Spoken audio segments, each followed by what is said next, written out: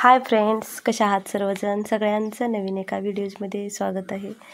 तर हा रक्षाबंधनचा व्हिडिओ आहे. व्हिडिओ खूपच लेट अपलोड होते कारण थोडीशी कामाची पण घाई होती आणि पाहुणे आलेले होते घरी, वहिनी आलेल्या होत्या म्हणजे माझ्या नणंदबाई रक्षाबंधनला. आणि नंतर मग बाहेर पण गेलो होतो बीचला फिरायला. तर दरवर्षी जातात, हे नीट जातात, पण यावर्षी वहिनी म्हणते मी येते. मग पण सरप्राईज दिलं होतं त्यांनी अगोदर, म्हणजे सांगितलं नव्हतं की येणार आहेत असं काय. कारण अंतर बरंच आहे, 100-125 किलोमीटर लांब आहे म्हणजे आमच्यापासून नणंदबाई. पण रक्षाबंधन कधीच चुकवत नाहीत. तेवढं जरी अंतर असेल तरी वेळ काढून संध्याकाळी का म्हणजे दिवसभरात नाही जमलं तरी संध्याकाळी तरी जातोच असं असतं, करतेच. तर ह्या वर्षी मग वहिनीच येणार होत्या. तर संध्याकाळी यायला तरी त्यांना 5-6 वाजले होते. मग आल्यानंतर अगोदर रक्षाबंधन करून घेतलं. तर कृष्णाला अगोदर राखी बांधायची होती, त्याचा फर्स्ट नंबर होता. मग प्रांजूनं अगोदर त्याला राखी बांधून घेतली. पाटाभोवती छोटीशी रांगोळ काढली होती आणि नंतर मग त्याच्यावरती अगोदर कृष्णाला बसवलं, औक्षण केलं. आता असं सण आलं की रक्षाबंधन, दिवाळी, त्यावेळी कसं बहीण, एक मुलगी एक मुलगा असावा असंही होतं. कारण सणाच्या वेळी बहीण असावी असं वाटतं. मग तिचा दिदीला पाया पण पडायला सांगितलं त्याला. कारण आपले जे सण आहेत, जे परंपरा आहेत, ते कसं मुलांना आपण सांगितलं, दाखवून दिलं तर ते पुढं तसंच ते करत राहतील. नाही तर बाहेर राहतोय म्हणून आपण जर म्हणजे दुर्लक्ष केलं तर मुलांना त्याच्याबद्दल माहिती पडणारच नाही असं होतं. आता गावाकडे कसा हा सण साजरा केला जातो, पण केरळमध्ये काही रक्षाबंधन हा सण केला जात नाही. म्हणजे इकडे काही करतात हे त्यांना माहीत नाही. आता तरी काही भागात म्हणजे यूट्यूबला वगैरे असं व्हिडिओमध्ये बघून ना रक्षा धागा म्हणून असं लाल धागा बांधतात, पण औक्षण वगैरे इकडं करत नाहीत. म्हणजे ते काही त्यांना माहीत नाही. इकडच्या पद्धती थोड्या वेगळ्या आहेत, आपल्या थोड्याशा वेगळ्या. मग मुलांना असं थोडंसं सांगून दिलं की आता गळ्यात टॉवेल घेत नाहीत, पण टोपी तरी डोक्याला औक्षण करताना घालायला लावतो. आता हे आहे ते मोठा मुलगा आहे वहिनींचा, वरद, आणि अगोदर राखी बांधले ते रुद्र. तर वहिनींना 2 मुलं आहेत. त्यांना चुलत बहीण आहे, त्यांनी पुण्याला असतात, त्यांनी राखी पाठवल्या होत्या. 2 बहिणी आहेत त्यांना. तर दोघींच्या 2 अशा मग पाठवलेल्या होत्या. मग दोन्ही पण त्यांना बांधून घेतल्या वहिनींनी.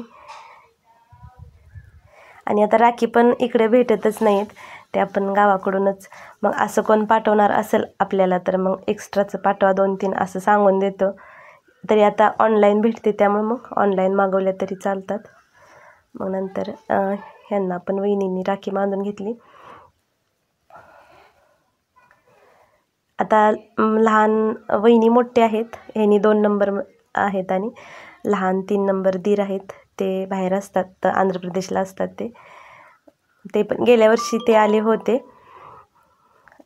म्हणजे लांब असल्यामुळे नाही एवढ्या लांबून यायला जमत, पण हे दोघं इथं असतात त्यामुळं कसं दिवाळी आणि रक्षाबंधन असं एकत्र साजरं करतो.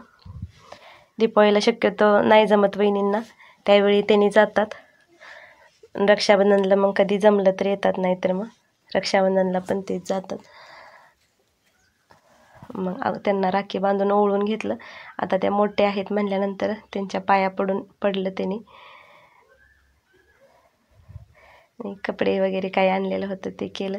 साडी, आता मी साडीचं नवीन हे चालू केले, साडी आणि नाईट्या. मी घरातून नवीन बिझनेस, नारायणपेठ साडी आवडली वहिनींना, मग ती साडी दिली त्यांना. आता भाऊजींना पण बहीण नाही, मग माझं लग्न झाल्यापासून रक्षाबंधनला आता मी राखी बांधते त्यांना. तर मग त्यांचं झालं की परत मग मी पण राखी बांधून घेतली. छान वाटतं असं एकत्र आलं की, पण कसं थोडंसं लांब आहे त्यामुळं असं सारखं येणं जाणं नाही होत. कारण बराचच वेळ म्हणजे 2-3-3.5 तासाचा तरी प्रवास आहे, त्यामुळं मग सारखं असं सणानिमित्त मग येणं जाणं होतं. आता ओणमची सुट्टी पडते, ओणमच्या ह्याच्यात जातो आम्ही, जातो किंवा त्या येतात. पण त्यावेळी आता ह्यावेळी गणपती गौरीचा सण येतोय, मग गौरी गणपतीच्या ह्याच्यात सण घरात असेल की मग नाही जाता येत. आणि भाऊजी कधीच पाया पडून घेत नाहीत. आल्यानंतर पण मी पाणी दिले पाया पडते, पाया पडून घेत नाहीत. आता पहिल्यांदाच घेतलं होतं, नको नकोच म्हणतात ते. आणि नंतर मग सगळ्यांच्या राख्या वगैरे बांधून झाल्या. प्रांजू पण बांधते, तिला आवडतं. आणि ही प्रांजूची फ्रेंड आलेली होती, तिला पण बांधली होती. मग थोडंसं फोटो व्हिडिओ घेतलं आणि नंतर मग गप्पा मारत बसलो. स्वयंपाक वगैरे मी अगोदर मग आवरून घेतला होता.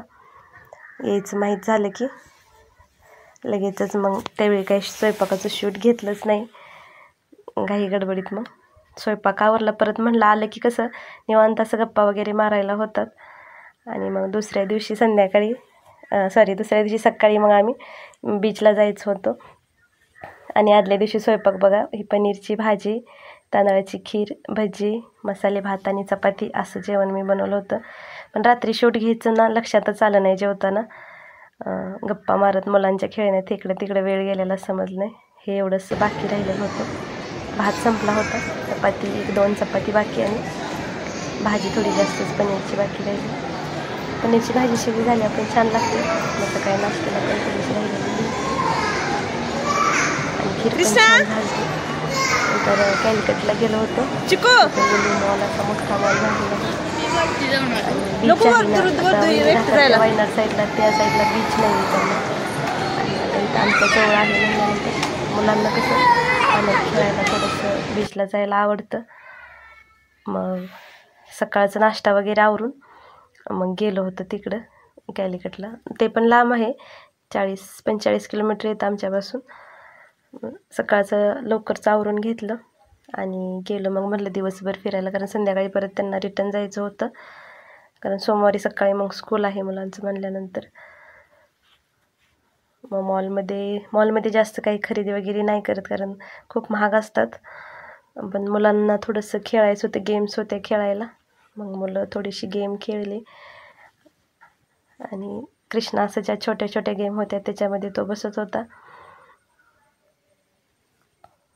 आणि मग मी आणि वहिनींनी खाली ग्राउंड फ्लोअरला भाजी मार्केट, किराणा माल आपला जे काय आहे ना तिकडं, मग आम्ही दोघी तिकडं गेलो आणि कृष्णा बाकी मग हे असं इकडे फिरत होते. मुलांना कसं गेम खेळायला त्याच्यातून बाहेरच येत नव्हते लवकर.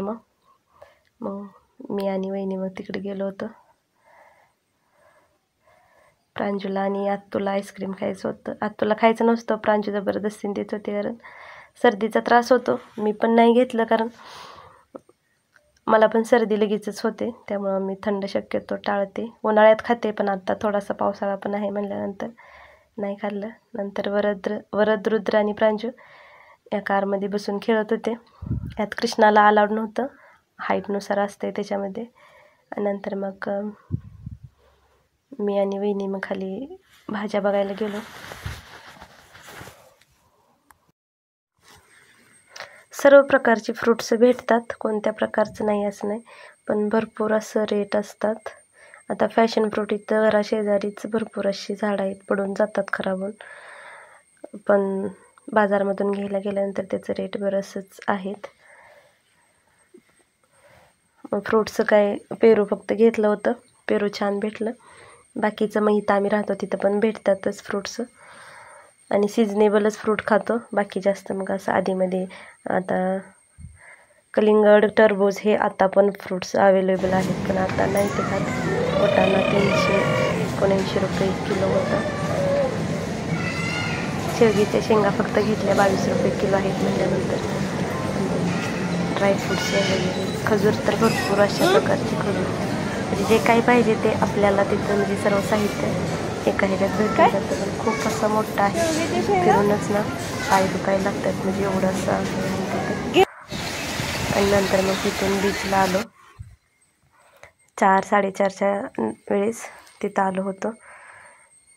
बीचला जास्त काही गर्दी पण नव्हते. पण प्रांजू तिला पण पाण्यात जायचं नव्हतं आणि कृष्णाला पण जाऊ देत नव्हते, हात पकडूनच थांबत होते, का तर तिला भीती वाटते. मग त्याला थोडंसं तरी खेळू दे, तो पण असा जास्त काही आत जात नव्हता. पण नकोच म्हणून ना हात धरूनच उभा राहिली होती, नाही जायचं, इथूनच हे करायचं. मी साईडला पाणी येते तिथंच पाय भिजवायचं, फक्त लांबूनच बघायचं, तिचं हे होतं. वरद रुद्र पण जास्त आत नाहीत गेले, थोडंसं म्हणजे पाणी थोड्या ह्याच्यापर्यंत येईल एवढ्यापर्यंतच, कारण लाटा भरपूर असे मोठे होतात, भीती वाटते मला तर पाणी बघितलं की. मी जास्त जवळ जात नाही. तर असा संपवला दिवस.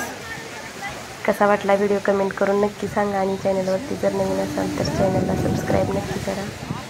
भेटूया नंतर एखाद नवीन व्हिडिओजमध्ये.